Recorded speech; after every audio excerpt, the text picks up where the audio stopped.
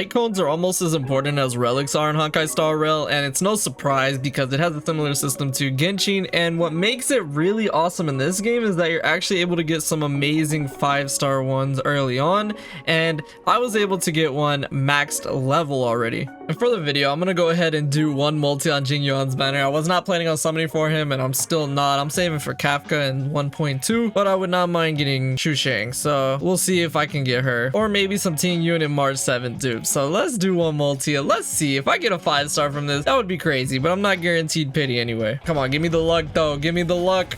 I would just love to get something good. Like I said, Shu Shang is what I would like to get as well. So maybe they'll give me her. Of course, no 5-star. I wasn't expecting it anyway. But maybe they'll give me Shu Shang. I don't really want to get any weapons this time around. Come on, give me Shu Shang. Give me Shu Shang. Or Ting Yun. Okay, Ting Yun. I'll take another Ting Yun. Let's go. Okay. All right. That's actually really good. She's such an amazing support character, man. So getting a duper is fun. And there we go. That's my one multi on Jing Yuan's banner. Honestly, it could have been better, but it is what it is. So for those of you who don't know, you can get free 5-star light cones from the Herta store shop for Simulated Universe. And the first one that I got, and in my opinion, the best one so far, especially if you have a DPS unit like fReeStyLE, is the Cruising in the Stellar Sea. And that's how I was able to get my first ever 5-star light cone, as a lot of you guys are as well, especially if you're free to play like me. And it doesn't stop there. They give you these as well, which allows you to refine it or superimpose in this game to get duplicates of it, to get it all the way up to its max level, which is again how I was able to get my first ever 5-star to its max level as well. And since the rewards reset every week, you can get one from this, and then if you're completing it for the first time, you will get 2 of these for each world. And since I pretty much completed every Simulated Universe world, I was able to get plenty of these to go ahead and superimpose it all the way up to level 5. So I'm gonna go ahead and superimpose mine here, and there we go. So it went up to 16% crit rate, and when the enemies are below 50% health, that's an additional 16. So pretty much I'm getting 32% free crit rate on enemies below 50%. And I also deal extra attack damage, which is just really good. So yeah, this is a very solid 5-star light cone, and especially for someone like fReeStyLE, especially because I don't have her signature weapon, this is a pretty close one, honestly. And it's almost as good, not as good, but it's almost as good as her weapon, especially once you have this at superimpose 5. And then equipping it, it almost gets me up to 60% crit rate. So it's a very good free-to-play weapon, especially if you're struggling to meet the crit rate demand. If you saw my relic video for fReeStyLE, you'd know that I struggled a little bit with the crit damage, but I was definitely able to reach a pretty good crit rate threshold with this light cone.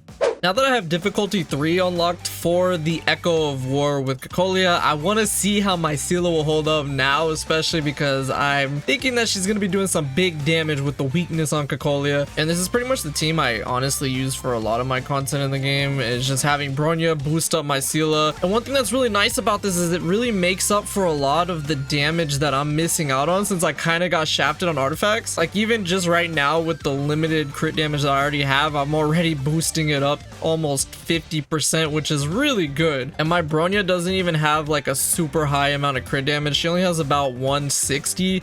You see she's getting 35% here, so she only has about 160% crit damage base, and that's a pretty good buff that she's given fReeStyLE, to be honest. All right, now the question is, will I crit? Let's see if I could crit here.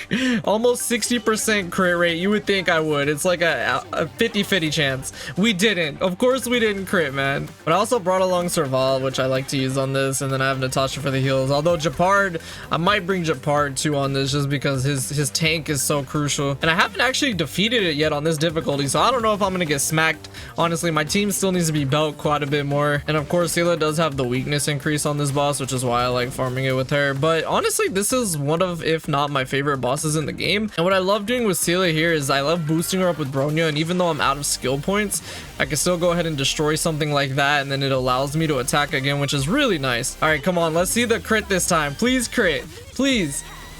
Again, it didn't crit. Oh my gosh, I'm getting so unlucky, man. It's a 50-50 chance. And there we go. Serval will go ahead and break it. Nice. Okay, I need to start building up some more skill points, honestly, for the next wave. And I love bringing Serval with fReeStyLE too, because the damage over time that they inflict is really good. It's a lot of fun to go ahead and use. I'm gonna save the R for when she has the things on the side. Actually, I might go ahead and use it here to stop this. All right, survival's ult. Now my survival's not built at all. I'm trying to get some relics for when Kafka comes out. As you can see, she does like nothing, but I'm still working on her quite a bit. Let's see if we can get Scylla's ult back. There we go. That did quite a bit. I don't think I'm gonna be able to break this unless I can get my ult. No, I didn't. I honestly need more energy on my Scylla. Okay, this is definitely gonna inflict weakness break though. Let's see, can I crit now? I can't believe I still haven't crit, man. Oh my gosh. I'm gonna go ahead and heal up with Natasha, and honestly my Natasha's heals could be better too. Like, I've really just put everything so far into grinding up to make Scylla super strong and stuff, but I need to build some of these better, especially Natasha. She doesn't have a single 5-star artifact, and I don't know if you guys saw the damage over time right there was a lot. Literally the health bar went to 0 real quick. All right, so let's go ahead and finish this up. There we go. I got a crit on that, but I didn't get a single crit with the ult through the whole boss fight. All right, let's see what this 5-star boots are. Ew, okay. Defense, that's a yikes. That's a yikes. I still don't get more than 1 here because I'm only at difficulty 3. Once I get to difficulty 4, it'll be a little better, but I wanted to go ahead and do my 1 weekly on this. And for my first run, honestly, that went pretty quickly. Disappear among the sea of butterflies. Illusions of the past. There's the crit. Okay, 32k. That wasn't too bad though. That wasn't too bad. It did a pretty good chunk of damage too, but finally I crit. So yeah, with the 50%, what do I expect? Almost 60% though. But I was also receiving the buffs from Bronya, like I used her skill and then I used her ult, so that's why of course I was doing so much damage. It could have been a lot higher than that. Another reason this is such a good weapon for Scylla is because a lot of the time you're trying to take out an enemy so that you can activate her skill to be able to attack again, and this will give you an attack increase of 40% after you defeat an enemy for 2 turns. So if you defeat an enemy, get another attack, and then pop your ult at the same time, you'll be doing a big chunk of damage extra from this, which is really nice, which is why I love having this on her. So that's gonna do it for this. I hope y'all enjoyed this. I really enjoyed the fact that we were able to get a free 5-star weapon this early in the game, and you can get 3 of them actually, but I wanted to focus on 1, getting it maxed out, and for Scylla it actually gives her a pretty good boost, especially for a free-to-play player like myself. But let me know if you guys are using the same light cone and how your results have varied, if you have a better build on your Scylla, or if you're even using it for a different character. But yeah, I hope y'all enjoyed this. Thank you so much for watching, and I will see you all in the next video.